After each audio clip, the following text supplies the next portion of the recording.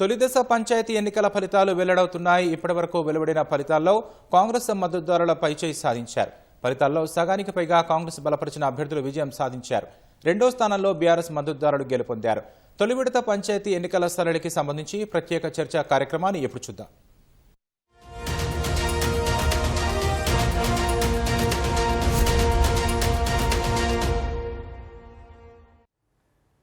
మొదటి విడత పంచాయతీ ఎన్నికల ఫలితాలపై ప్రత్యేక చర్చా కార్యక్రమానికి స్వాగతం. పంచాయతీ ఎన్నికల ఫలితాలు దాదాపుగా వెలువడుతున్నాయి. ఇంకా కొన్ని స్థానాలు మాత్రం మిగిలాయి. చాలా వరకు ఫలితాలు వెలువడ్డాయి. ఇప్పటి వరకు వచ్చినటువంటి ఫలితాల్లో అధికార కాంగ్రెస్ పార్టీ ఆధిపత్యం కనబరుస్తుంది. అలాగే ప్రతిపక్ష బీఆర్ఎస్ కూడా చాలా వరకు స్థానాల్లో తన సత్తా చాటుతోంది. బీజేపీ కొంత పర్వాలేదు అనే స్థితిలో ఉంది. అలాగే ఇతరులు కూడా ఇతరులుగా పోటీ చేసిన వాళ్ళు కూడా చాలా స్థానాల్లో ఆధిక్యత కనబరిచారు. చాలామంది గెలిచారు కూడా. దీనికి సంబంధించి ఈటీవీ ప్రత్యేక చర్చలో పాల్గొనేందుకు కాంగ్రెస్ ఎమ్మెల్సీ బల్మూరి వెంకట్ గారు, అలాగే బీఆర్ఎస్ సీనియర్ నేత ఎర్రోళ్ల శ్రీనివాస్ గారు, అలాగే తిరునహరి శేషు గారు రాజకీయ విశ్లేషకులు మనతో పాటు అందుబాటులో ఉన్నారు. వెంకట్ గారు, పంచాయతీ ఎన్నికల మొదటి విడత ఫలితాలను చూస్తుంటే ఏమనిపిస్తుంది? కాంగ్రెస్ పర్ఫార్మెన్స్ పట్ల పార్టీ సంతృప్తిగా ఉందా? ఏంటి మీ విశ్లేషణ, ఏంటి మీ అభిప్రాయం ఏంటి? ఇప్పటి వరకు వస్తున్న నెంబర్స్ అంటే ఈటీవీ చూపిస్తున్న నెంబర్స్ అండ్ వేరే నెంబర్స్ అన్ని కూడా వస్తున్న అప్డేట్స్ ప్రకారం చూస్తే 70% పైగా సీట్లు 75%, more than 70 to 75% Congress party బలపరిచిన అభ్యర్థులు గెలుస్తున్నట్టు కనబడుతుంది. అండ్ 100% ప్రతిపక్షాలు ఎన్ని విమర్శలు చేసినా మా 2 ఏళ్ల పరిపాలన, మా 6 గ్యారంటీలు, ప్రజలకు కాంగ్రెస్ పార్టీ చేస్తున్న సంక్షేమాలు, అదేవిధంగా రాష్ట్ర అభివృద్ధి పట్ల ఏ రకంగా కాంగ్రెస్ పార్టీ విజన్ ఉంది, ముఖ్యమంత్రి గారి విజన్ ఉందో చాలా స్పష్టంగా ప్రజలు వాటిలన్నింటినీ కూడా నమ్మి, ముఖ్యంగా గ్రామీణ ప్రాంతాల్లో మేము ఇస్తున్న 200 యూనిట్ల ఉచిత కరెంట్ కానీ, 500 రూపాయల గ్యాస్ సిలిండర్ కానివ్వండి, ఈ సంక్షేమ పథకాలన్నింటినీ, అదేవిధంగా ఈ ప్రభుత్వాన్ని బలపరచాలి, ప్రభుత్వం బాగా పనిచేస్తుందనే విధంగా ప్రజలు ఏదైతే కాంగ్రెస్ పార్టీ మా నాయకులు బలపరిచిన అభ్యర్థులని గెలిపిస్తున్నట్టు చాలా స్పష్టంగా కనబడుతుంది. Okay sir. శ్రీనివాస్ గారు, ఇప్పుడు బీఆర్ఎస్ సంబంధించి కూడా కాంగ్రెస్ స్థాయిలో కాకపోయినా కాంగ్రెస్ 1100 పైగా సర్పంచ్ అభ్యర్థులు ఇప్పటివరకు గెలుచుకుంటే బీఆర్ఎస్ కూడా 500 పైగా సీట్లలో సత్తా చాటింది. అలాగే అధికార పార్టీని ఎదుర్కొని ఎలా నిలబడగలిగారు? బీఆర్ఎస్ పర్ఫార్మెన్స్ పట్ల మీ అభిప్రాయం ఏంటి? నమస్కారం అండి. చర్చలో పాల్గొంటున్నటువంటి మిత్రులందరికీ కూడా నమస్కారం. ముఖ్యంగా అధికార పార్టీలో ఎవరుంటే వారికి కొంచెం ఎడ్జ్ ఉండేటువంటి అవకాశం ఉంటుంది. ఇది మనందరికీ తెలిసిన విషయం. ఇప్పటికీ అంటే భారత రాజ్యాంగంలోని ఆర్టికల్ 73, 74 సవరణ ప్రకారం ఇప్పటి వరకే ఎన్నికలు జరగాల్సి ఉండే, ప్రతి 5 సంవత్సరాలకు ఒకసారి ఎన్నికలు జరగాల్సినటువంటి అవసరం ఉంటుంది. దాదాపుగా కాంగ్రెస్ పార్టీ వచ్చి 2 సంవత్సరాలు కావస్తుంది. 2 సంవత్సరాల తర్వాత అంటే ఆలస్యంగా ఎన్నికలు జరుగుతూ ఉన్నాయి.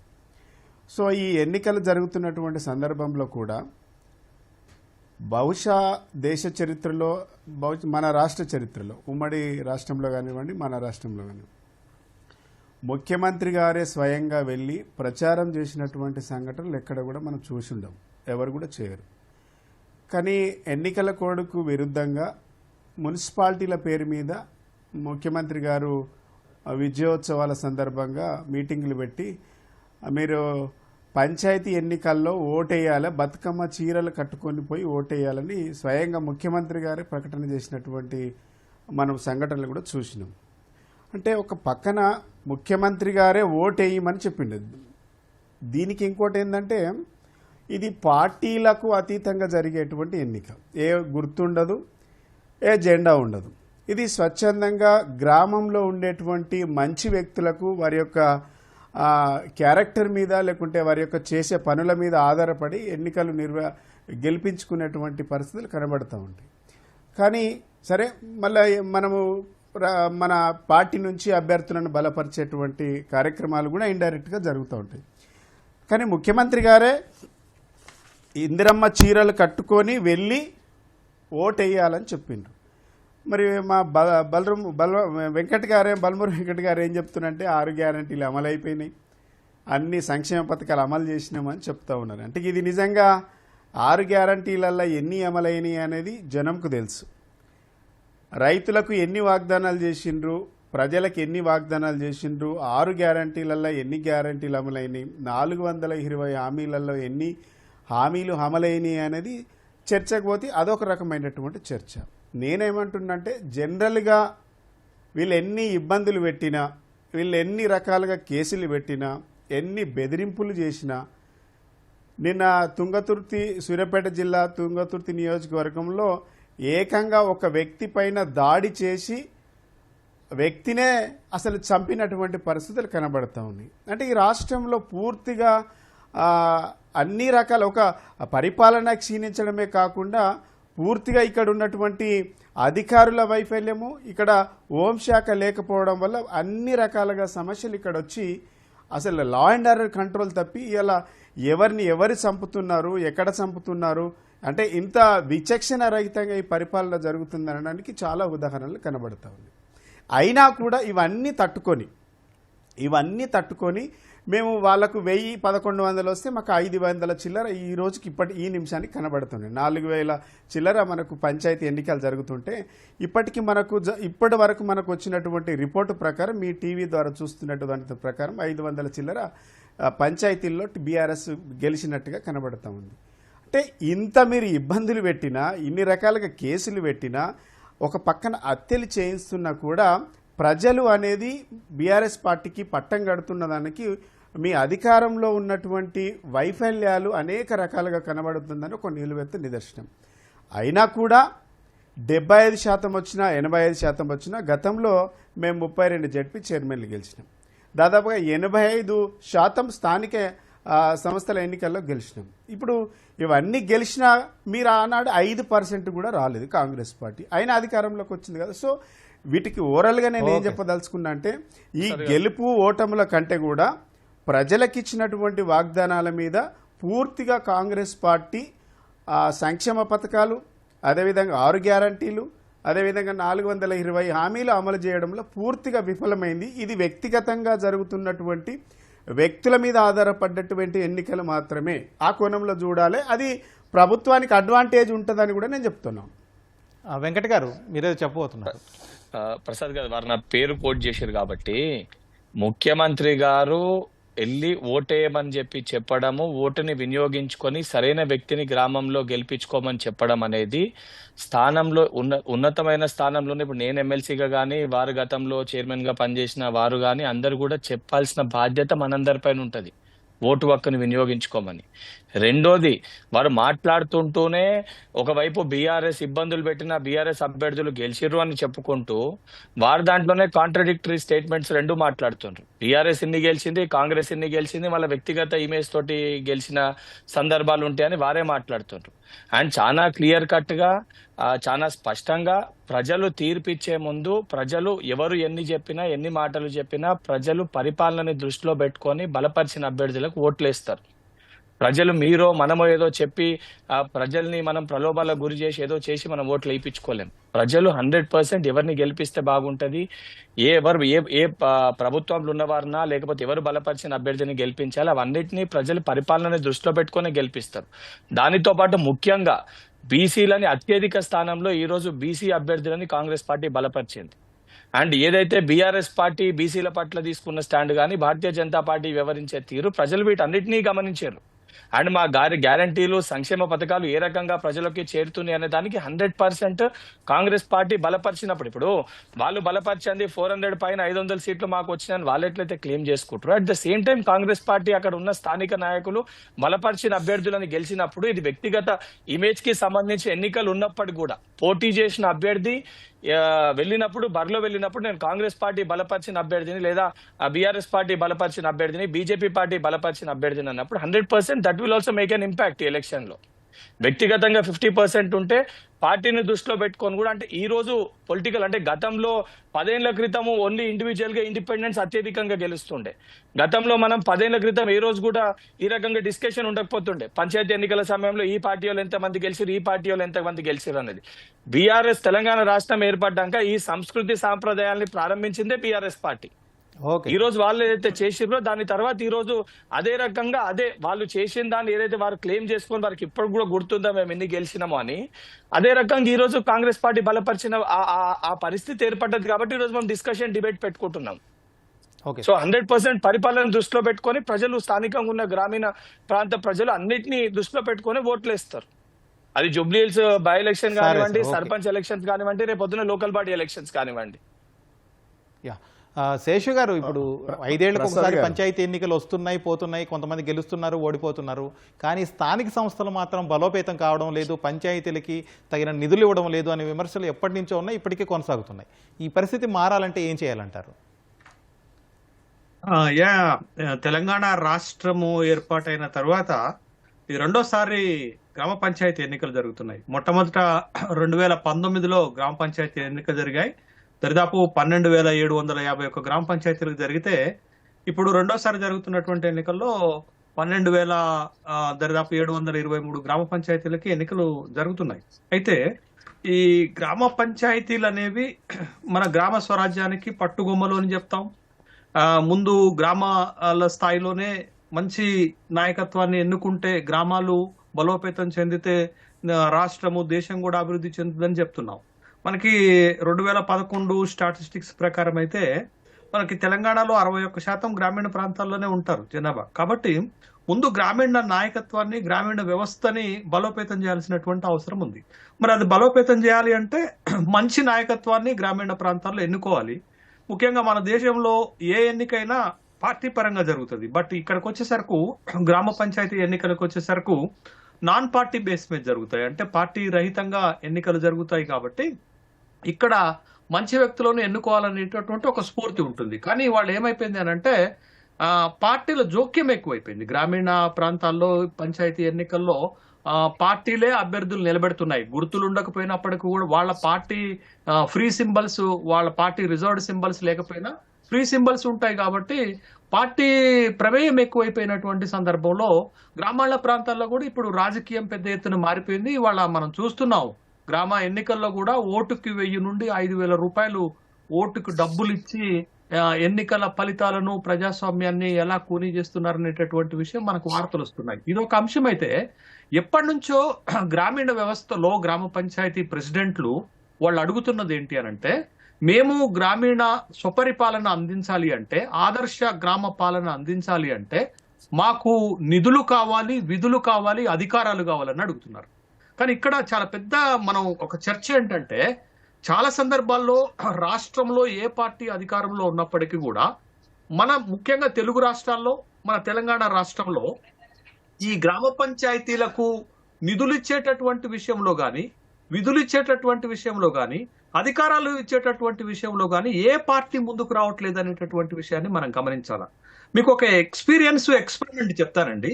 ఇటీవల జరిగినటువంటి ఒక ఎక్స్పెరిమెంట్ ఏంటి అంటే, మీకు 2023లో ఒక సిస్టాన్ని కేరళ ప్రభుత్వం స్టార్ట్ చేసిందండి. ఏంటి అని అంటే, ఆ రాష్ట్రంలో ఉన్నటువంటి ఎక్స్ట్రీమ్ పావర్టీని నిర్మూలించటానికి వాళ్ళు చేసినటువంటి ఒక ప్రయత్నము చేశారు. ఆ ప్రయత్నానికి పూర్తిగా సహకరించింది ఏంటంటే స్థానిక ప్రభుత్వాలే. అక్కడ స్థానిక ప్రభుత్వాలకు 29 రకాలైనటువంటి అధికారాలు ఇస్తారు. మీకు పంచాయతీరాజ్ చట్టంలో గ్రామీణ ప్రాంతాల్లో లేకపోతే ఈ స్థానిక సంస్థలకు 29 అధికారాలు ఇవ్వాలని ఒక లిస్ట్ ఉంటే, కేరళ 29 అధికారాలు ఇవ్వటంతో అక్కడ గ్రామ పాలన ఒక సిస్టమాటిక్ గా ఉండటంతో ఇవాళ కేరళ దేశంలోనే ఎక్స్ట్రీమ్ పావర్టీ లేనటువంటి ఒక గొప్ప రాష్ట్రంగా నిలబడింది. దానికి ప్రధానమైనటువంటి కారణం స్థానిక సంస్థలు ఇచ్చినటువంటి సపోర్టు, స్థానిక సంస్థలు సరిగా పనిచేయటం వల్ల ఆ విజయాన్ని సాధించారు. కానీ మీరు తెలంగాణ రాష్ట్రానికి వచ్చేసరకు, లేకపోతే గతంలో ఉమ్మడి ఆంధ్రప్రదేశ్కి వచ్చేసరకు మీకు అనేక సందర్భాల్లో గ్రామ పంచాయతీ సర్పంచులు ఎన్నో విధాలుగా ప్రభుత్వాలకు విజ్ఞప్తి చేశారు. మాకు నిధులు ఇవ్వట్లేదు, విధులు ఇవ్వట్లేదు, మీరు అధికారాలు ఇవ్వట్లేదు, కాబట్టి మేము ఏమి చేయలేకపోతున్నామని. మీకు చూడండి, కేంద్రం నుంచి ముఖ్యంగా 15వ ఆర్థిక సంఘం నుంచి నిధులు వస్తాయి, గ్రాంట్లు వస్తాయి. కానీ డైరెక్ట్ గా గ్రామ పంచాయతీలకు రావండి. అది రాష్ట్ర ప్రభుత్వాలకు వస్తాయి. రాష్ట్ర ప్రభుత్వాలకు వచ్చినటువంటి కేంద్రం నిధులు, 15వ ఆర్థిక సంఘం నిధులు, రాష్ట్ర బడ్జెట్ లో కేటాయించేటటువంటి నిధులు, ఇవన్నీ కూడా గ్రామ పంచాయతీలకు రావాల్సినటువంటివి. అయితే గ్రామ పంచాయతీలు వాళ్ళకి స్వయంగా ఉండేటటువంటి ఆర్థిక వనరులు చాలా తక్కువ. మేజర్ గ్రామ పంచాయతీలకు కొద్ది గొప్ప ఉంటాయి కానీ మీకు చాలా గ్రామ పంచాయతీలకు వాళ్ళకి సొంత ఆర్థిక వనరులు ఉండవు కాబట్టి they dependent on the state government for the funds. కాబట్టి స్టేట్ గవర్నమెంట్స్ ఏం చేస్తున్నాయి, సకాలంలో ఫండ్స్ రిలీజ్ చేయటం లేదు. మీకు అక్కడ వర్క్స్ చేయడానికి, గ్రామీణ ప్రాంతాల్లో పౌర సేవలు అందించడానికి వాళ్ళకి సకాలంలో నిధులు ఇవ్వాలి. ఖర్చు పెట్టుకునేటటువంటి అధికారం కూడా వాళ్ళకి పూర్తి స్థాయిలో లేకపోవటం వల్ల, ఇటు అధికారాలు లేక ఓకే సార్. అటు నిధులు రాకపోవటం వల్ల మీరు గ్రామ పంచాయతీలు ఒక ఎఫెక్టివ్ గా పనిచేయలేకపోతున్నాయి. కాబట్టి మనం అనుకున్నటువంటి ఫలితాలను సాధించలేకపోతున్నాం అనేది సుస్పష్టం అవుతుంది. మీరు కేంద్ర ప్రాయోజిత పథకాలనైనా, రాష్ట్ర ప్రాయోజిత పథకాలైనా, లేకపోతే గ్రామీణ ప్రాంతాలలో అవస్థాపన సౌకర్యాల నిర్మాణమైనా, లేకపోతే పౌర సేవలు అందించటంలోనైనా ముందు గ్రామీణ వ్యవస్థని, గ్రామీణ పంచాయతీలను బలోపేతం చేయాలి. ఆ బలోపేతం చేయాలంటే అధికారాలు ఇవ్వాలి, నిధులు ఇవ్వాలి. కానీ ఇస్తున్నారా? ఇవ్వట్లేదు కాబట్టి సమస్య వస్తుంది తెలంగాణ రాష్ట్రంలో.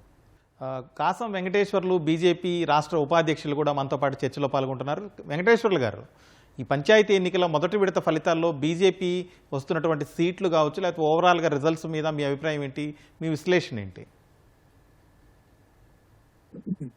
ఈ పంచాయతీ ఎన్నికలు విషయంలో రాష్ట్ర ప్రభుత్వం కూడా ముందుగా చెప్పినట్టు ఒక డోలామైన స్థితిలో ఈ ఎన్నికలని నిర్వహించడం జరిగింది. 42% రిజర్వేషన్స్ ఇంప్లిమెంట్ చేస్తామని చెప్పేసి కోర్టుల చుట్టూ తిప్పి, తర్వాత 42% పార్టీ పరంగా ఇస్తామని చెప్పేసి, అసలు పార్టీకి సంబంధం లేని ఎన్నికలలో పార్టీ పరంగా ఇస్తామని చెప్పేసి కాంగ్రెస్ పార్టీ ఇవాళ ఎన్నికలు నిర్వహించేటువంటి ప్రయత్నం. సడన్ గా వాళ్ళకు వచ్చినటువంటి అభిప్రాయం ఏంటంటే, ఇవాళ కనుక ఇవాళ వచ్చేటువంటి కేంద్ర ప్రభుత్వం నుంచి వచ్చేటువంటి 3200 crores 3200 కోట్ల రూపాయలు ఏవైతున్నాయో ఈ బడ్జెట్ ఇయర్ లో కనుక మనం కనుక ఎన్నికలు పెట్టకపోతే అవి కూడా లాస్ అయిపోతాయి. లాస్ అయిపోయి గ్రామ పంచాయతీలు మొత్తం కూడా ఇబ్బంది పడతాయి అనేటువంటి పరిస్థితి. ఆల్రెడీ ఇబ్బందుల్లో ఉన్నాయి, ఇంకా కూడా ఎక్కువ ఇబ్బందులు పడేటువంటి పరిస్థితి ఉంది. కాబట్టి ఖచ్చితంగా ఆ డబ్బుల కోసం ఎన్నికలు పెట్టాల్సినటువంటి పరిస్థితి వాళ్ళకి క్రియేట్ అయింది. ఆ తర్వాత కోర్టు కూడా నువ్వు ఎన్నికలు పెడతావా సస్తావా అని చెప్పేసి హైకోర్టు, సుప్రీంకోర్టు రకరకాలుగా తీర్పులని క్రోడీకరిస్తూ వాళ్ళు చెప్పడం జరిగింది. దానికి అనుకోకుండా భయపడో లేకపోతే ఏదైనా ఇబ్బందులు వస్తాయని చెప్పేసి సడన్ గా ఒకేసారి ఎన్నికలకు వాళ్ళ పార్టీని సిద్ధం చేసుకొని, వాళ్ళ అధికారం ఉంది కాబట్టి ఆ పార్టీని సిద్ధం చేసుకొని ఇవాళ ప్రతిపక్షాల పైన ఒకసారి ఎన్నికలు పెట్టేసి మేము మేమే అధికారంలో ఉన్నాం, ఎవరు గెలిచినా కానీ మా ఊళ్ళో గెలుస్తారు అనేటువంటి ఒక అభిప్రాయంతో ఇవాళ పంచాయతీ ఎన్నికలు పెట్టినారు. సో ఈ పంచాయతీ ఎన్నికలు పెట్టింది అడావుడు ఏదైతుందో, మేము ప్రతిపక్ష పార్టీలుగా మేము ఎంత ప్రిపేర్ కావాలో అంత ప్రిపేర్ కాకముందుకే వాళ్ళు చేసినటువంటి సందర్భం కూడా వాళ్ళు మనకు కనబడతా ఉంది. తర్వాత అధికార పార్టీ ఏదైతుందో అన్ని రకాల హంగులను ఉపయోగించుకొని, మంత్రులు, ఎమ్మెల్యేలు ఎవరైతుందో అధికారాన్ని ఉపయోగించుకొని, వాళ్ళ వ్యవస్థలను ఉపయోగించుకొని ఇవాళ గ్రామ పంచాయతీ ఎన్నికలలో ఇవాళ వాళ్ళు చేస్తున్నటువంటి మనకు సందర్భం కూడా కనిపిస్తా ఉంది. సో దీంట్లో ఇంకా చాలా విషయాలు ఆలోచన చేస్తే, మీరు ఒక ఎల్లమ్మగూడెం ఇవాళ నల్గొండ జిల్లా కోమటిరెడ్డి వెంకరెడ్డి గారి ఆ నియోజకవర్గం తిప్పర్తిలో జరిగినటువంటి సంఘటన మీ అందరికి తెలుసు. మహిళని తర్వాత పోటీ చేస్తా అనుకున్నటువంటి ఒక అభ్యర్థిని, బీసీ అభ్యర్థిని తీసుకుపోయి కిడ్నాప్ చేసి గోర్లకు కూడా చెక్కి తర్వాత మూత్రం దాగించి వాళ్ళని భయభ్రాంతులను చేసినటువంటి సంఘటన ఇవాళ రాష్ట్ర వ్యాప్తంగా చర్చనీయ అంశం అయిపోయింది. తర్వాత అనేక రకాలుగా కిడ్నాపులు, ఏకగ్రీవాలు ఇవన్నీ కూడా జరిగినాయి. ఈ రోజు ఇంకా కూడా ఎన్నికల విషయానికి చూస్తుంటే ప్రత్యక్షంగా ఇప్పుడు సిరిపురం అనేటువంటి గ్రామంలో ఎన్నికల సభకు పోయొస్తా ఉన్నా. అక్కడ జరుగుతున్నటువంటి సందర్భం ఏంటంటే, ఇలా ఉమ్మడి అభ్యర్థులను పెట్టినా గానీ అక్కడ కాంగ్రెస్ పార్టీ ఏ రకంగా వీళ్ళని భయభ్రాంతులు చేయాలని చెప్పేసి ఆలోచన కూడా జరుగుతున్నటువంటి విషయం స్పష్టంగా కనపడతా ఉంది. అయినా సరే భారతీయ జనతా పార్టీ ఎన్నికలకు మాకు వీలున్న కాడికి మేము గ్రామ పంచాయతీ ఎన్నికలలో మాకు ముందు నుంచి కూడా పెద్దగా మేము ఎక్కువ ఫోకస్ చేసింది లేదు. మేము ఎక్కువ పోటీ చేసినటువంటి సందర్భం కూడా తక్కువ ఉంది. అయినా గతం కంటే భిన్నంగా మేము ఈసారి మంచి ఫలితాలు సాధిస్తామనేటువంటి విషయం మాకు తిరుగుతున్న క్షేత్రస్థాయిలో మాకు చాలా ఆనందంగా ఉంది. రెండో విషయం ఏంటంటే, ఇక్కడ గమనించాల్సినటువంటి విషయం ఏంటంటే, కాంగ్రెస్ పార్టీ మీద తీవ్రమైనటువంటి వ్యతిరేకత ఉంది. బీఆర్ఎస్ పార్టీకి ఎందుకో ఓటర్లు అనాసక్త చూపుతా ఉన్నారు. కాబట్టి భారతీయ జనతా పార్టీ వైపు అయితే చూసేటువంటి ప్రయత్నం చేస్తా ఉన్నారు. మాకున్నంత వరకు మేము ప్రతి గ్రామ పంచాయతీలో వార్డు మెంబర్లైనా కనీసమైనా గెలిపించుకోవాలనేటువంటి ఒక ఆలోచనతోటి మేము ప్రయత్నం చేస్తా ఉన్నాం. ఆ ప్రయత్నంలో మేమైతే సఫలీకృతం అవుతున్నాం అనేటువంటిది భావన మాకు కలుగుతా ఉంది. వెంకట గారు విన్నారు కదా, ఇప్పుడు కాసం వెంకటేశ్వర్లు గారు కావచ్చు, అంతకుముందు ఎర్రోళ్ళ శ్రీనివాస్ గారు కావచ్చు, అధికార పార్టీ పూర్తిగా అధికారం ఉందని చెప్పి అధికార బలాన్ని ఉపయోగించి జులుం చేసి దాడులు చేసి మరీ గెలుస్తుంది తప్ప ఇది ప్రజల యొక్క ఆసక్తితో ఓట్లేసి గెలవడం లేదు అని చెప్పి అంటున్నారు. మీరేమంటారు? ఈ ప్రసాద్ గారు ఏ ఎన్నికల్లో అన్నా కూడా, ఏ పార్టీ అన్నా కూడా సరే, భారతీయ జనతా పార్టీ నాయకులు మరి వెంకటేశ్వర్లు గారికి చూడనట్టుండ్రు. కానీ ఇప్పుడు హుజరాబాద్ లో బండి సంజయ్ గారు, ఈటల రాజేందర్ గారు బీజేపీ పార్టీ తరఫున 2 గ్రూపులుగా కొట్లాడుకుని అలా కమరాపూర్ ఎన్నికలు అయితే ఆ 2 గ్రామాలలో పంచాయతీ అయి కొట్టుకున్న పరిస్థితి ఉంది. నిన్న షాద్ నగర్ లో ఏదైతే వారి మాజీ ఎమ్మెల్యే ఎవరైతే ఉన్నారో, షాద్ నగర్ బీఆర్ఎస్ పార్టీ మాజీ ఎమ్మెల్యే గారి సొంత ఊర్లో బీఆర్ఎస్ పార్టీకి సంబంధించిన అక్కడ స్థానిక ఎమ్మెల్సీ నవీన్ రెడ్డి గారు ఇంకెవరినో అభ్యర్థిని పెడితే వాళ్ళు కలిసి ఇలా నవీన్ రెడ్డి మనుషుల్ని చితకబాదితే రాత్రి పోలీస్ స్టేషన్ లో కేసై అంటే కట్టెలతోటి కొట్టి కార్లన్నీ పలగొట్టిన పరిస్థితి ఉంది. ఒక్కొక్క దగ్గర ఒక్కొక్క పరిస్థితి ఉంటది ప్రసాద్ గారు. ఏ ఎన్నికలన్నా కూడా ప్రతి పార్టీ కూడా దాన్ని ప్రతిష్టాత్మకంగా తీసుకుంటది. వాస్తవానికి ఇవాళ నిజంగా కాంగ్రెస్ పార్టీ బలపరిచిన అభ్యర్థులు ఇంత స్థానంలోకి వెళ్ళకపోతే ఈరోజు భారతీయ జనతా పార్టీ కానీ బీఆర్ఎస్ పార్టీ కానీ వేరే రకంగా మాట్లాడుతుండే. ఈ రోజు రిజల్ట్స్ వాళ్ళకి పాజిటివ్ లేదు కాబట్టి వాళ్ళు స్టాండ్ ఈ రకంగా తీసుకొని మాట్లాడుతున్నారు. అండ్ ప్రధానమంత్రి గారు హైదరాబాద్ లో జిహెచ్ఎంసీ ఎలక్షన్స్ అయితే నరేంద్ర మోడీ గారు వచ్చి మా ప్రచారం చేసిన పరిస్థితి కానీ మనం చూసినాం. అంటే ఈరోజు పొలిటికల్ సిస్టమ్ ఆ రకంగా అయిపోయింది. ఏ ఎన్నికన్నా కూడా తప్పనిసరిగా అన్ని పార్టీలు కూడా శాయశక్తిలో ఇన్వాల్వ్ అయి పనిచేసే ఒక సిచ్యువేషన్ ఇవాళ ఉంది. ఆ పరిస్థితి పాలిటిక్స్ లో గ్రామ స్థాయిలో కూడా ఆ పరిస్థితి ఉంది.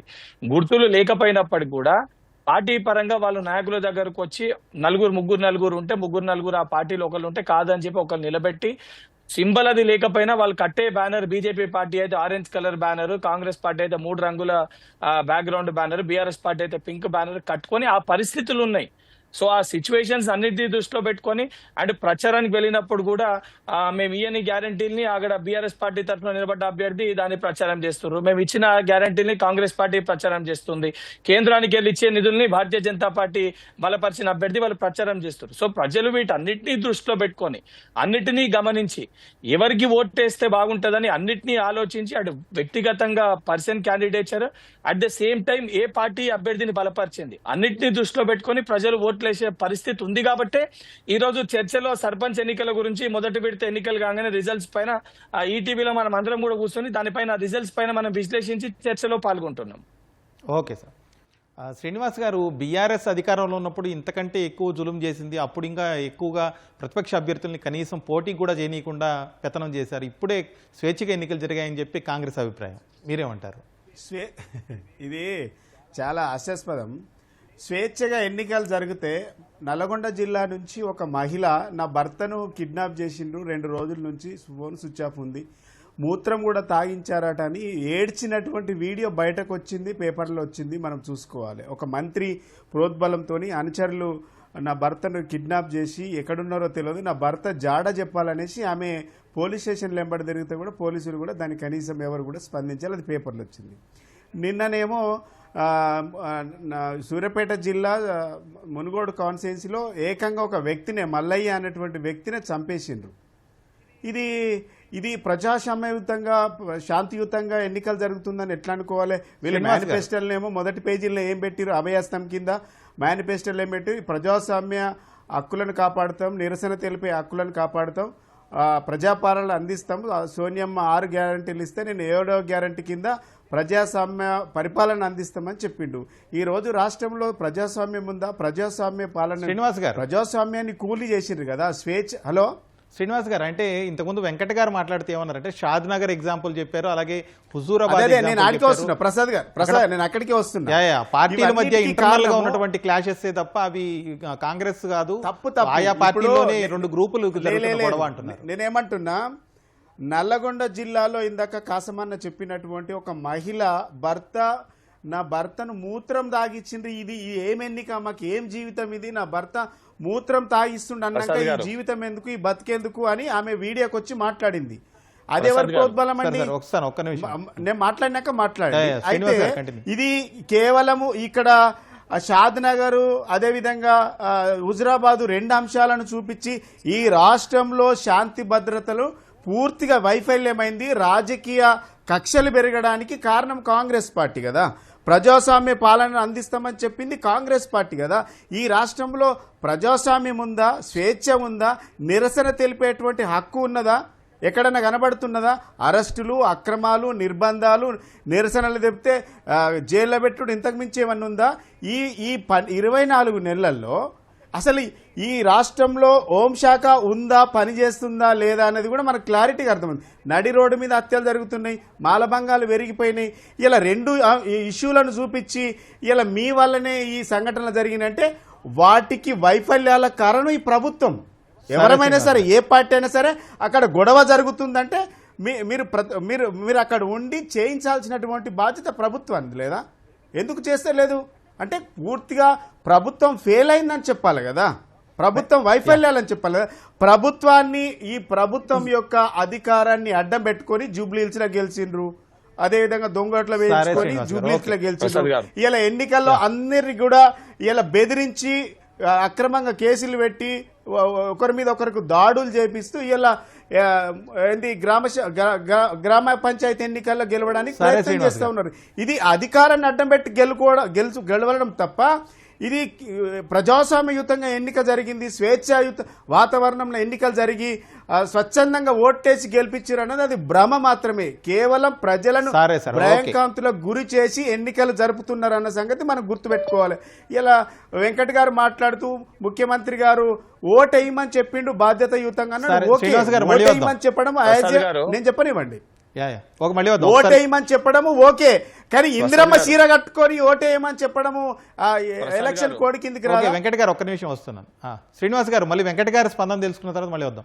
వెంకట్ గారు, అయితే హోంశాఖ పూర్తిగా విఫలమైంది. 2 పార్టీలు, ఒకే పార్టీలో 2 గ్రూపులకు గొడవ పడినా కూడా దాన్ని కంట్రోల్ చేయాల్సిన బాధ్యత పోలీసులు, ప్రభుత్వానిదే కదా. అట్లాంటి విషయంలో ప్రభుత్వం వైఫల్యం చెందింది. అలాగే నల్గొండ సంఘటన ఏదైతే చెబుతున్నారో, ఒక వ్యక్తిని కిడ్నాప్ చేసి ఆయన గోల్డ్ ఊడదీసి మూత్రం తాగించి ఇంత దారుణంగా ప్రవర్తిస్తుంటే పోలీసు వ్యవస్థ ఏం చేస్తుంది అంటున్నారు? ప్రసాద్ గారు హత్యల గురించి మాట్లాడితే, మనం వామన్ రావు గారి హత్య, ఎమ్మెల్యే గారి ప్రమేయం, వారి బామ్మర్దుల ప్రమేయం, ఆ రోజు బీఆర్ఎస్ హయాంలో ఏం జరిగిందో నడి రోడ్డు పైన తెలంగాణ సమాజం అందరూ గమనించారు. అండ్ నిజంగా ఈ రోజు మీరు ఏకగ్రీవంగా పార్టీ బీఆర్ఎస్ హయాంలో ఏ రకంగా వారు పరిపాలన చేసిండ్రు, ఏ రకంగా పరిస్థితులు ఉండే, కేసులు, జైళ్ల గురించి నేనే నిలువెత్తు ఉదాహరణ సాక్ష్యము ప్రసాద్ గారు, వేరెవరు అవసరం లే. ఈ చర్చలో బీజేపీ సోదరులు, విశ్లేషకులు శేషు గారు కూడా ఉన్నారు. అప్పుడు పరిపాలన, ఈ రోజు పరిపాలన ఏ రకంగా ఉందో యావత్ తెలంగాణ సమాజం చూస్తుంది. ఎందుకంటే నేనే 5 సార్లు జైల్లోకి పోయినా, నాపైనే ఒక డాక్టర్ని 2015 కంటే ముందు ఏ ఒక్క కేసు లేకుండే. దాని తర్వాత అడ్డగోలుగా ఏ రకంగా కేసులు పెట్టిరు, ఏ రకంగా ఇబ్బందులు పెట్టి, సరే నన్ను అంటే నేను రాజకీయంగా ఒక పార్టీ విద్యార్థి విభాగ అధ్యక్షునిగా ఉన్న కాబట్టి చేశాను. నాతో పాటు అనేక మంది విద్యార్థులని ఏ రకంగా కేసులు పెట్టిరు, ఏ రకంగా ఇబ్బందులు పెట్టిరో ప్రజలందరూ అవన్నింటినీ గమనించారు.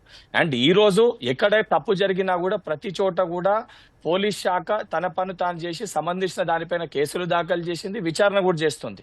అండ్ షాద్ నగర్ ఘటన కూడా ఒక ఎస్సీ అభ్యర్థిని అంజయ్ యాదవ్ గారు అదొక రంగస్థలం లెక్క వారి ఊర్లో ఎవరు పోటీ చేద్దని వాళ్ళ పార్టీ ఇంకొక అభ్యర్థి పోటీ చేస్తేనే విచక్షణగా, అంటే నేను చూసిన ఆ గ్రూప్స్ లో ఆ వీడియోస్ వస్తే అతి దారుణంగా ఆ వ్యక్తుల్ని రూమ్ లేచి కొట్టిరు. నేను చెప్పడం కాదు, వారు ఎమ్మెల్సీ నవీన్ రెడ్డి గారికి ఫోన్ చేసి అడగమని శ్రీను గారిని చెప్తారు పరిస్థితి ఎంత ఏ రకంగా ఉంటేనో.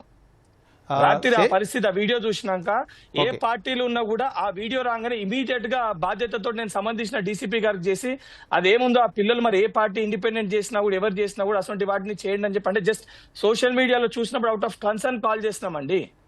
ఎవరు కూడా ఇటువంటి వాటిని సహకరించారు, ఎంటర్టైన్ చెయ్యరు. శాంతియుత వాతావరణంలో ఎన్నికలు జరగాలి. ముఖ్యమంత్రి గారు కూడా ఏం చెప్పారు, కరెక్ట్ వ్యక్తిని గెలిపించుకోండి అని చెప్పారు. సరైన వ్యక్తిని గెలిపించుకోండి, గ్రామానికి అభివృద్ధి ఉపయోగపడే వ్యక్తిని గెలిపించుకోండి అని చెప్పారు. శేషు గారు, గ్రామ స్థాయిలో ప్రజాస్వామ్యం విరసిల్లాలి, గ్రామ స్వరాజ్యం విలసిల్లాలి అంటే గ్రామ స్థాయిలో కక్షలు లేకుండా అక్కడ గ్రామంలో ఎవరైతే పని చేయగలుగుతారో వాళ్ళకి నిత్యం అందుబాటులో ఉంటారో అలాంటి వాళ్ళకి ఓటేయాలి, అలాంటి వాళ్ళని ఎన్నుకోవాలి, గ్రామాలను పరిపాలించాలని ఈ ఎన్నికలు తీసుకొచ్చారు. కానీ ఈ కక్షలు, కార్పణ్యాలు, గొడవలు పడే స్థాయికి, హత్యలు చేసుకునే స్థాయికి ఎందుకు పోయాయంటారు? దీనికి కారణం ఏంటి? దీన్ని నివారించాలంటే ఏం చేయాలి? ఇప్పుడు గ్రామ పంచాయతీ ఎన్నికల్లో ప్రధాన అంశాలు ఏముంటాయి? స్థానిక సమస్యలు ఉంటాయి, స్థానిక నాయకత్వం ఉంటుంది, ప్రభుత్వం చేస్తున్నటువంటి వెల్ఫేర్ స్కీమ్స్ పైన ప్రజల యొక్క అభిప్రాయం ప్రతిస్పందనగా ఉంటాయి.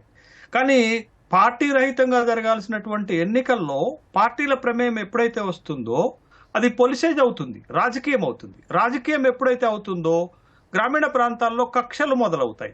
అట్లా కాకుండా వ్యక్తిగతంగా వ్యక్తి యొక్క సమర్థత పైన, వ్యక్తి చేసినటువంటి పనులపైన, వాళ్ళ సేవా దృక్పథం పైన ఎన్నికలు జరిగితే ప్రజలకి వైడ్ ఆప్షన్ ఉంటుంది.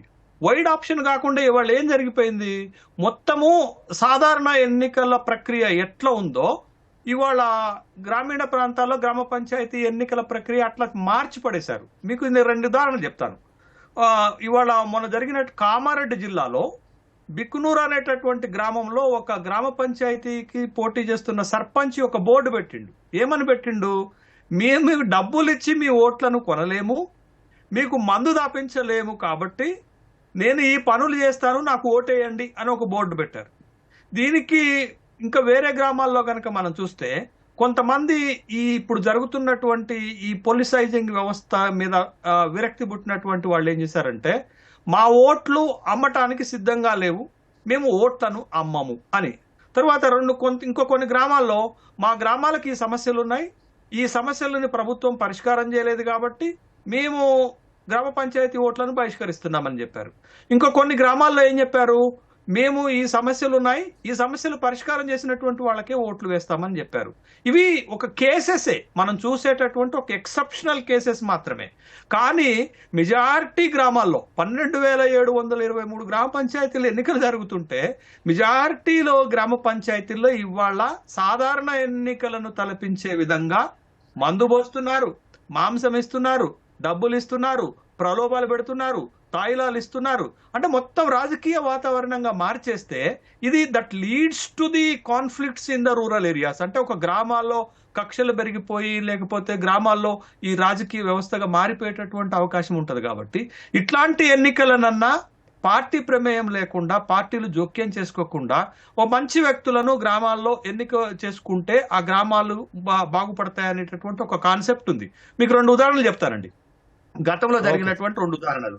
మా వరంగల్ జిల్లాలో ద మోడల్ ఆఫ్ గంగదేవపల్లి ఉంటుందండి. గంగదేవపల్లి మోడలు ఈ దేశం మొత్తానికి ఒక ఆదర్శం. గంగదేవపల్లిలో కూసం రాజమౌళి అనేటటువంటి ఒక మాజీ సర్పంచ్, అతను ఆ గ్రామాన్ని ఎంత సుందరంగా తీర్చిదిద్దాడు, ఒక ఆదర్శ గ్రామంగా ఎట్లా తీర్చిదిద్దాడు, అనేకమైనటువంటి అవార్డులు పొందినటువంటి గ్రామం. ఆ గ్రామంలో ఎంత అభివృద్ధి జరిగింది. అట్లాంటి మోడల్ రావాలా, మొత్తం రాష్ట్రమంతా అట్లాంటి మోడల్ రావాలా. 12,723 గ్రామ పంచాయతీలు అట్లాంటి మోడల్ వస్తే మీరు ఒక అద్భుతమైన తెలంగాణను చూడొచ్చు. ఇది ఒక మోడల్. ఇంకొక మోడల్ ఏంటి అని అంటే, నల్గొండ జిల్లాలో ఆళ్లగడప అనేటటువంటి ఒక గ్రామంలో ఓ సర్పంచ్ గెలిచిన తర్వాత 2 సంవత్సరాలు అతని పనితీరు పైన అతను ఒక ప్లెబిసైడ్ పెట్టుకున్నాడు. అంటే ప్రజల తీర్పు మళ్ళా కోరుతున్నాను, నేను ఈ 2 ఏళ్లలో మంచి పరిపాలన చేశానా లేదా, మీ ప్రజాభిప్రాయాన్ని చెప్పండి, మీరు ఓకే అంటే నేను మళ్ళీ కొనసాగుతాను, లేకపోతే లేదు అనేటటువంటి ఒక ప్లెబిసైట్ తన మీద తానే పెట్టుకున్నాడు. అంటే ఒక 2 సంవత్సరాల తర్వాత ఒక రివ్యూ చేశారు. అంటే ఎంత మంచి మోడల్ అండి. ఇట్లాంటి 2 మోడల్ను చూసినటువంటి వ్యవస్థ ఇది మొత్తం రాష్ట్ర వ్యాప్తం అయితే బాగుంటుంది అనేటటువంటి విషయాన్ని గమనించాలా. ఇవాళ మనకి 12,723 గ్రామ పంచాయతీల ఎన్నికలు జరుగుతుంటే మీకు 1,205 గ్రామాల్లో ఏకగ్రీవంగా సర్పంచులు గెలిచారు. దరిదాపు 33,684 మంది సర్పంచులుగా పోటీ చేస్తున్నారండి. ఇంత పెద్ద ఎత్తున గ్రామాల్లో ఎన్నికల్లో పోటీ చేస్తున్నారనేటటువంటి విషయాన్ని కనుక గమనిస్తే ఇవాళ మనకి ఫస్ట్ పేజీలో 4,236 గ్రామాల్లో ఎన్నికలు జరుగుతుంటే 396 గ్రామాలకు ఏకగ్రీవమైంది, 3,834 గ్రామాలకు ఎన్నికలు జరుగుతున్నాయి, 13,000 మంది పోటీ చేస్తున్నారు. అయితే ఇప్పుడు పార్టీల యొక్క మీరు పెర్ఫార్మెన్స్ కనుక చూస్తే గత ఎన్నికల్లో ఏకపక్ష విజయం సాధించింది టీఆర్ఎస్ పార్టీ. 60% గ్రామ పంచాయతీల్లో గెలిచింది. 7,774 గ్రామ పంచాయతీల్లో గెలిస్తే కాంగ్రెస్ పార్టీ కేవలం 21% గెలిచింది. అంటే 2,079 గ్రామ పంచాయతీలు గెలిచింది. భారతీయ జనతా పార్టీ అయితే 163 గ్రామ పంచాయతీలు, అంటే 1.2% మాత్రమే గెలిచింది. కానీ ఇప్పుడు చూస్తే మొదటి ఫేజ్ లో గనక మనం చూస్తే, మన టీవీలో వస్తున్నటువంటి ఫలితాలను గనక చూస్తే మీకు ఈసారి ఆ పరిస్థితి కనపట్లేదు. ఇప్పుడు కాంగ్రెస్ లీడ్ తీసుకుంటున్నప్పటికి కూడా బీఆర్ఎస్ పార్టీ కూడా ఇప్పటికే 500 పైచులకు గ్రామ పంచాయతీలో గెలిచింది, 1,100 పైచులకు గ్రామ పంచాయతీలో కాంగ్రెస్ గెలుస్తుంది. బీజేపీ ఆల్రెడీ 100కి టచ్ అవుతుంది. అంటే వాళ్ళు గతంలో మొత్తం గ్రామ పంచాయతీల్లో గెలుస్తున్నటువంటి స్థానాలు ఇప్పుడు కేవలం 4,000 గ్రామ పంచాయతీలకు వచ్చారు, 100 స్థానాలకు వచ్చారు. అంటే ఇక్కడ కాంగ్రెస్ లీడ్ తీసుకుంటున్నప్పటికి కూడా బీఆర్ఎస్ పార్టీ తన ఉనికిని చాటుకుంటుంది. అంటే మొత్తంగా గతంలో ఉన్నట్టు కాకుండా కొంతమేరకు భారతీయ జనతా పార్టీ బీఆర్ఎస్లు కూడా ఈ ఎన్నికల్లో పోటీ ఇస్తున్నట్టుగానే మనకు కనపడుతుంది. మనం సరే శేషు గారు, ఓకే. కాసం వెంకటేశ్వర్లు గారు, మీరేమన్నారు ఇంతకుముందు మాట్లాడుతూ బీజేపీ పెద్దగా ప్రయత్నించలేదు, గ్రామీణ స్థాయిలో ఎప్పుడూ అంతగా కాన్సన్ట్రేట్ చేయలేదు, కానీ ఈసారి నేను వెళ్ళి మరీ ప్రత్యక్షంగా ప్రచారం చేస్తున్నాను, గ్రామ స్థాయిలో కాంగ్రెస్కి వ్యతిరేకత కనిపిస్తుంది, బీఆర్ఎస్ పట్ల ప్రజలు ఆసక్తిగా లేరు, బీజేపీ వైపు చూస్తున్నారు అంటున్నారు. మళ్ళీ ఒకవైపు ఫలితాలు చూస్తే తక్కువ వస్తున్నాయి, మీకు అంత సానుకూల ఫలితాలు కనిపించడం లేదు పూర్తి స్థాయిలో. ఏమంటారు? మీ కాంట్రాడిక్ట్గా లేదా మీ అభిప్రాయం? దీంట్లో అభిప్రాయం ఏం లేదు. ఇంతకుముందు శేషు గారు చాలా స్పష్టంగా చెప్పారు. భారతీయ జనతా పార్టీకి ఇంతకు ముందుకు 1% ఏదో వచ్చినవి, ఆ క్యాలిక్ 1 పాయింట్ సంథింగ్ వచ్చింది. ఇప్పుడు మొదటి ఫేజ్ లోనే 100 కంటే సర్పంచ్లు మీరు చెప్తున్నటువంటి ట్రెండ్స్ ప్రకారం లీడ్ లో 100 వచ్చినాయి సర్పంచ్లు అనేటువంటి విషయం స్పష్టంగా పడుతుంది. అంటే ప్రజలలో భారతీయ జనతా పార్టీకి అభిప్రాయము, మంచి సదాభిప్రాయం పెరుగుతుంది అనేది ఇది పెద్ద సంకేతంగా మేము భావిస్తా ఉన్నాం. మొదటి నుంచి కూడా మేము గ్రామ పంచాయతీలో మాకు ఎప్పుడు కూడా ఈ రకమైనటువంటి రిజల్ట్స్ రాలేదు.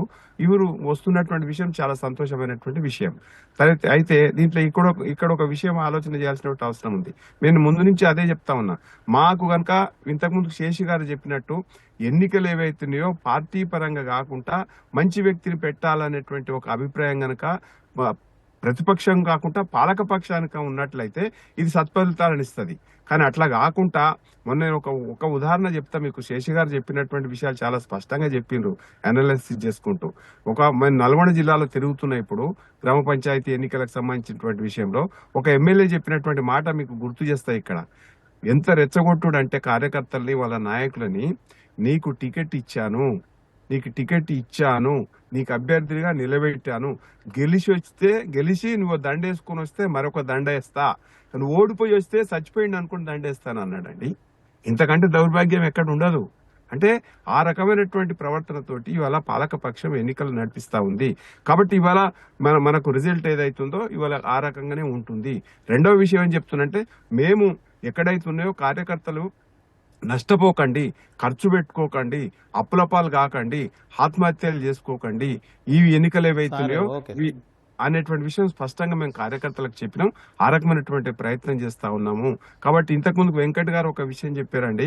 ఎప్పుడైనా సరే నరేంద్ర మోడీ గారు జిహెచ్ఎంసీ ఎన్నికలలో ప్రచారం చేసినారని చెప్పేసి, పార్టీ పరంగా జరిగినటువంటి ఎన్నికలలో అమిత్ షా గారు వచ్చే ప్రచారం చేసి తప్పితే ప్రధానమంత్రి గారు చేయలేదు. రెండో విషయం ఏంటంటే, ఇవాళ రేవంత్ రెడ్డి గారు ముఖ్యమంత్రిగా ప్రజాపాలన విజయవంతం అని చెప్పేసి మున్సిపాలిటీలలో సభలు పెట్టేసి మంచి అభ్యర్థి ఎన్నుకోవాలని చెప్పేసి చెప్పడం ఏదైతుందో ఇది అంతకంటే ఎక్కువ దౌర్భాగ్యం. కాబట్టి ఇవాళ ముఖ్యమంత్రి గారు సాదాసీదాగా జరపాల్సినటువంటి ఎన్నికలని, నిజాయితీగా జరగాల్సిన ఎన్నికలని పొలిటిసైజ్ చేసడానికి ఇంతకంటే మంచి ఉదాహరణ ఇంకొకటి ఉండదండి. కాబట్టి మా వరకు మేము మంచి ఫలితాలు సాధిస్తున్నాం. గ్రామీణ స్థాయి నుంచి లీడర్షిప్ ని తయారు చేసుకునేటువంటి ప్రయత్నం చేస్తా ఉన్నాం. శ్రీనివాస్ గారు, ఇప్పుడు మీరు ఏదైతే ఆరోపణలు చేశారో గ్రామ స్థాయిలో పూర్తిగా హింసాత్మకంగా మారింది పంచాయతీ ఎన్నికల్ని, అధికార పార్టీ ఆధిపత్యంతో, పోలీసు బలగంతో వాళ్ళు పెత్తనం చేస్తున్నారని చెప్పి, కానీ గతానికంటే ఇప్పుడే చాలా మెరుగ్గా ఉంది, బీఆర్ఎస్ అధికారంలో ఉన్నప్పుడు ఇంతకంటే దారుణంగా వ్యవహరించారు, మొత్తం ఏకపక్షం చేసుకున్నారని చెప్పి వెంకట గారు అంటున్నారు. ప్రసాద్ గారు, ఆరోపణ కాదు, వాస్తవాలు ప్రజలందరికీ తెలుసు, అక్కడున్న వారు తెలుసు, మీకు తెలుసు, టీవీలలో వస్తున్నాయి, అది రెగ్యులర్గా జరిగేటువంటి ప్రక్రియ. కానీ వీళ్ళు ఎన్నికల ముందు చాలా ప్రకటనలు చేసిండ్రు, అనేక హామీలు రేవంత్ రెడ్డి గారు ఇచ్చిండ్రు. ఆనాడు కొత్తగా ఏర్పడ్డటువంటి తెలంగాణకు తొలి ముఖ్యమంత్రి అయినటువంటి కేసీఆర్ గారు గాంధీజీ కలలుగన్నటువంటి గ్రామ స్వరాజ్యం తేవాలన్నటువంటి ఒక ఉద్దేశంతో ఒక గ్రామాలను ఎట్లా అభివృద్ధి పరచుకోవాలని ఇందాక శేషు గారు చాలా బాగా చెప్పిండ్రు. కొన్ని అంశాలను నేను క్రోడీకరించే ప్రయత్నం చేస్తాను. గ్రామ స్వరాజ్యం, గాంధీజీ కలలుగన్న గ్రామ స్వరాజ్యం రావాలంటే గ్రామాలే పట్టుకొమ్మలు ఈ దేశానికి. కాబట్టి ఆ గ్రామాలలో అన్ని రకాలుగా అభివృద్ధి జరిగినప్పుడే ఈ రాష్ట్రం, ఈ దేశం బాగుపడదు అన్నది మన రాజకీయ పార్టీల నాయకులందరూ కూడా కాన్సెప్ట్. దాంట్లో భాగంగానే దేశంలో ఎక్కడ లేని విధంగా ప్రతి గ్రామంలో అసలు ప్రతి సంవత్సరానికి గ్రామ పంచాయతీలకు 275 కోట్లు, సంవత్సరానికి 3,300 కోట్లను ఖర్చు పెట్టినటువంటి ప్రభుత్వం గత ప్రభుత్వం. అంటే దాదాపుగా 9 సంవత్సరాలలో 30,000 కోట్లు గ్రామాల మీద ఖర్చు పెట్టినాం. డంపింగ్ యార్డ్ కట్టినాం, అదేవిధంగా నర్సరీలు కట్టినాము, వైకుంఠధామాలు కట్టినాం. శానిటేషన్ కోసం ఎప్పటికప్పుడు క్లీన్ అండ్ గ్రీడ్గా ప్రతి ఊర్లో లక్షల ఎకరాల మొక్కలు నాటినటువంటి ప్రభుత్వం మాది. వాటిని అన్నిటినీ మెయింటైన్ కనీసం ఈరోజు ప్రతి ఊరుకు ట్రాక్టర్ కొనిచ్చి ఎక్కడ కూడా చెత్త దానివల్ల ఈ దోమలు కానీ ఇవి అనేక కీటకాలు క్రీములు రావడం వల్ల ఓకే సార్, రకరకాల అంటువ్యాధులు వస్తాయని చెప్పేసి మనం అన్నిటికీ ఎప్పటికప్పుడు శానిటేషన్ చేపించేటువంటి ప్రక్రియ కూడా మనం చేపట్టినాం. ఇలా దేశవ్యాప్తంగా 2022లో దేశవ్యాప్తంగా 20 ఉత్తమ అవార్డులు వస్తే గ్రామ పంచాయతీలకు అవార్డులు వస్తే 19 ఉత్తమ అవార్డులు తెలంగాణకు వచ్చినాయి కదండి. అంటే ఇది మాకున్నటువంటి ఈ గ్రామాల మీద కన్సెంట్ కానివ్వండి, ఇవన్నీ ఒక్కసారి అర్థం చేసుకోవాలి. అంటే గ్రామాల మీద, గ్రామ పంచాయతీల మీద, గాంధీజీ కలలు కన్నటువంటి గ్రామ స్వరాజ్యం మీద మాకున్నటువంటి ఆనాడు కమిట్మెంట్, ఇలా కనీసం ఈ ట్రాక్టర్లలో డీజిల్ పోయడానికి కూడా ఇలా పైసలు లేనటువంటి పరిస్థితి. మాక్సిమం గ్రామాలలో ఒక నిమిషం చెప్పనండి సార్, మాక్సిమం అన్ని గ్రామాలలో డీజిల్ పోయడానికి పైసలు లేక పక్కన పెట్టిండ్రు. ఇలా ఇలా కార్యదర్శులు అందరూ కూడా లక్షల కొద్ది అప్పులు చేసి ఇలా వాళ్ళకి బిల్లులు రానటువంటి పరిస్థితి కూడా చూస్తాం. అంటే ఇలా ఎన్నికల ముందుకు ఒకటి చెప్పిండ్రు, ఎన్నికల తర్వాత మరొకటి చేస్తుండ్రు. ఇవన్నీ కూడా ప్రజలను తప్పుదోవ పట్టించడం తప్ప వేరే ఏం లేదు. వీళ్ళు స్వతహాగా గెలిచినామనుకుంటే అది పొరపాటే, అది భ్రమ మాత్రమే అవుతుంది తప్ప గత ప్రభుత్వంలో అనేక కార్యక్రమాలు, మంచి కార్యక్రమాలు చేయడం జరిగింది. వాటిని ఇప్పటి వరకు ఇంప్లిమెంట్ ఇలా వీరు అధికారంలోకి వచ్చిన తర్వాత మేము మాజీ సర్పంచులకు, ఎంపీటీసీలకు, జెడ్పీటీసీలకు వేతనాల పేరు మీద పెన్షన్ ఇస్తామని చెప్పిండ్రు. ఇప్పటి వరకు ఇయ్యలేదు. వీళ్ళు ఆలస్యంగా ఎన్నికలు పెట్టడం వల్ల 3,200 కోట్లు ఈ గ్రామ పంచాయతీలు నష్టపోయినాయి. ఇలా ఎంత నష్టపోయింది? ఇలా కేవలం ఇలా మళ్ళీ ఈ పైసలు పోతే హడావిడిగా ఎన్నికలు జరిపిండ్రు. ఇప్పటికైనా ప్రభుత్వం ప్రజలకు ఇచ్చినటువంటి మాటకు కట్టుబడి ఉండి ఈ గ్రామాలలో కానివ్వండి, ఈ రాష్ట్రంలో ఇలాంటి ఎప్పుడైతే హింసాత్మకంగా ఘటనలు జరుగుతాయో వాటి మీద ప్రభుత్వం వెంటనే చర్యలు తీసుకోవాలనేసి అన్నారు కదా. ప్రజలు అన్నిటినీ గమనించి వెంకట్ గారు, అయితే చివరిగా చెప్పండి, అసలు గ్రామ స్థాయిలో గ్రామ సీమలు వెలసిల్లాలంటే, గ్రామ స్వరాజ్యం వెలసిల్లాలంటే, వర్ధిల్లాలంటే గ్రామాలకి నిధులు విధులు ఇవ్వాలి. ఊరికి ఉత్సవ విగ్రహాలుగా వాటిని వదిలేస్తే ఉపయోగం లేదు అనే ఒక అభిప్రాయం బలంగా ఉంది. దాన్ని గ్రామ సీమలు వర్ధిల్లడానికి కాంగ్రెస్ ప్రభుత్వం ఏం చేయబోతుంది? ప్రసాద్ గారు 100% రేపు పొద్దున్న ఎలక్షన్స్ తర్వాత దానిపైన డెవలప్మెంట్ గానీ, ఫండ్స్ గానీ అన్నిటిపైన కూడా రెగ్యులర్ గా గవర్నమెంట్ అలొకేట్ చేస్తుంది, క్లియర్ చేస్తుంది. అండ్ గ్రామ సర్పంచ్ల పరిస్థితి ఏ రకంగా ఉండే, గతంలో ఏ పరిస్థితి ఉండే, బీఆర్ఎస్ హయాంలో ఆఖరి నిమిషంలో వాళ్ళ పరిస్థితి ఏ రకంగా ఉండే, కొంతమంది ఏ రకంగా సూసైడ్ చేసుకుర్రో మనం గమనించినాం. అవన్నిటినీ ప్రజలు చూసిండ్రు. అండ్ అవన్నీ కూడా నిజంగా వాళ్ళు సక్రమంగా సరిగా చేసింటే ఈ రోజు ఈ పరిస్థితి రాకపోతుండే. సరే, వాళ్ళు ఎన్ని చెప్పినా కూడా ప్రజలు అన్నిటినీ గమనించిండ్రు. అండ్ ఈ రోజు రిజల్ట్స్ కూడా చాలా క్లియర్ గా కనబడుతున్నాయి. గవర్నమెంట్ ఎక్కడ కూడా దాని బలగాన్ని వాడలేదు కాబట్టే ఈ రోజు రిజల్ట్స్ అంత క్లియర్ గా బీఆర్ఎస్ గానీ, బీజేపీ గానీ, ఇండిపెండెంట్స్ గానీ ఎవరన్నా కూడా ఆ రిజల్ట్ ఆ రకంగా ఉంది. అంటే అందరికి న్యూట్రల్ గా రిజల్ట్ అనేది మీరు అన్నట్టు వాళ్ళ మాటల్లోనే వాళ్ళకి కనబడుతుంది. ఒకవైపు ఏమో రిజల్ట్ కొంచెం కింది మీద రాగానే ఇన్వాల్వ్ కాలేదు, లేమో అని మాట్లాడుతుండ్రు, కొంచెం పాజిటివ్ గా రాగానే ఆ రకంగా మాట్లాడుతుండ్రు. అండ్ 100% ముఖ్యమంత్రి గారు మా రైజింగ్ ఏదైతే తెలంగాణ విషయంలో గ్రామాలను కూడా పూర్తి స్థాయిలో అభివృద్ధి చేయడంలో కాంగ్రెస్ పార్టీ ముందుండి నిలబడుతుంది. ఏ రకంగా భారతీయ జనతా పార్టీ ఇతర పార్టీలు ఉన్న ఎమ్మెల్యే నియోజకవర్గాలకి నిధులు ఇచ్చిరో రేపు పొద్దున ప్రతి గ్రామాలకు కూడా అదే రకంగా సమానంగా అన్ని గ్రామాలు డెవలప్మెంట్ అయ్యే విధంగా పార్టీలకు అతీతంగా ఈ ప్రభుత్వం వ్యవహరిస్తుంది. శేషు గారు, గ్రామాలు రాజకీయ కక్షలు కార్పణ్యాలకు దూరంగా పూర్తి స్థాయిలో అభివృద్ధి చెందాలంటే, మీరు చెప్పిన ఇంతకుముందు మోడల్ లాగా రావాలంటే ఏం చేయాలంటారు? బ్రీఫ్గా చెప్పండి, తక్కువ టైం ఉంది. ఖచ్చితంగా అండి. ఇప్పుడు పంచాయతీ రాజ్ వ్యవస్థని బలోపేతం చేయకుండా 2047 నాటికి కేంద్రము వికసిత్ భారత్ లక్ష్యాన్ని చేరుకోలేదు. అదేవిధంగా రాష్ట్రం కూడా 2047 నాటికి $3 ట్రిలియన్ ఎకానమీకి చేరుకోలేదు. కాబట్టి ఇప్పుడు కొత్తగా గెలుస్తున్నటువంటి గ్రామ పంచాయతీ సర్పంచులైనా గ్రామీణాభివృద్ధి లక్ష్యంగా అంకిత భావంతో పనిచేయగలిగినప్పుడు, రాజకీయ జోక్యాలు తక్కువగా ఉన్నప్పుడు, నిధులు విధులు సక్రమంగా సకాలంలో వాళ్ళకి అందించినప్పుడు, ఒక స్పష్టంగా గ్రామీణ ప్రాంతాల్లో అవస్థాపన సౌకర్యాల పూర్తి నిర్మాణం జరిగినప్పుడు, మంచినీరు, పక్కా ఇళ్ళు, డ్రైనేజ్ లాంటి ఒక వ్యవస్థను సరే, అక్కడ సరే, ఓకే. నిర్మాణం చేయగలిగినప్పుడు, ఓ మంచి గ్రామీణ వ్యవస్థ ఏర్పాడైనప్పుడు తెలంగాణ రాష్ట్రం ఒక అద్భుతమైన అత్యున్నతమైనటువంటి రాష్ట్రంగా ఎదుగుతుంది. కాబట్టి కొత్తగా గెలిచినటువంటి సర్పంచులు ఆ విధమైనటువంటి సరే, శేష్ గారు, లక్ష్యం conclude కోసం అంకిత భావంతో పనిచేయాలి. మన చర్చలో పాల్గొన్న నాయకులు కావచ్చు, విశ్లేషకులు కావచ్చు చెబుతున్న దాని ప్రకారం గ్రామ సీమలు విలసిల్లాలి, పూర్తి స్థాయిలో గ్రామ స్వరాజ్యం, బాపూజీ కలలుగన్న గ్రామ స్వరాజ్యం రావాలంటే పంచాయతీలకు నిధులు విధులు ఇవ్వాలి, రాజకీయ జోక్యం తగ్గాలి, అప్పుడే గ్రామీణ భారతం అభివృద్ధి చెందుతుంది, తద్వారా రాష్ట్రం దేశం అభివృద్ధి చెందుతుందని అంటున్నారు. ఇది పంచాయతీ ఎన్నికల ఫలితాలు ప్రత్యక్ష ప్రసారం ద్వారా చర్చా కార్యక్రమం. ఈ విశ్లేషణ కంటిన్యూగా కొనసాగుతుంటుంది. మరిన్ని తాజా వివరాల కోసం చూస్తూనే ఉండి ఈటీవీ. నమస్కారం.